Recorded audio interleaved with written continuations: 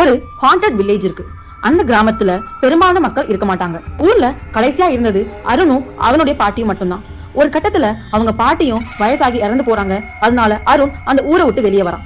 இப்போ அருண் அந்த ஊரை விட்டு வெளியே வந்து 10 வருஷங்கள் ஆயிடுச்சு. அந்த ஊரையே மறந்துட்டான். ஒரு நாள் இரவு அவன் வேலை முடிச்சுட்டு வீட்டுக்கு வந்திருக்கான். அப்போ அவனுக்கு ஒரு போன் கால் வருது. காலர் ஐடி இல்ல, ஆனா அந்த குரல் அவங்க பாட்டியோடது.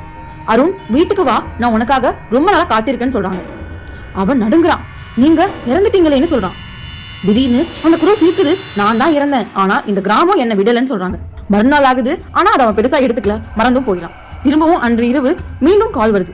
இந்த தடவை வீடியோ காலா வருது. ஸ்கிரீன்ல அவன் பாட்டி பழைய வீட்டுக்கு முன்னாடி உட்கார்ந்துருக்காங்க, சிரிச்சுக்கிட்டே.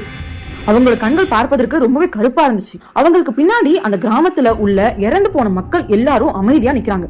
எல்லாரும் சேர்ந்து சொல்றாங்க, இங்க பிறந்தவங்க எப்பவுமே எங்குமே போக முடியாதுன்னு. டக்குன்னு கால் கட் ஆகுது. அருண் போனை பயத்துல கீழே போறான். அதே நேரத்துல அருண் இருந்த ரூமுக்கு வெளியில யாரோ கதவை தட்டுறாங்க. அவன் கதவை திறக்கிறான், ஆனா யாரும் இல்ல. அதுக்கப்புறம் பார்த்தா மண்ணால ஆன பாத சுவடு அவனோட வீட்டுக்குள்ள போகுது. சடனா கடைசியா ஒரு மெசேஜ் வருது அவன் போன்ல, வெல்கம் பேக் ஹோம்.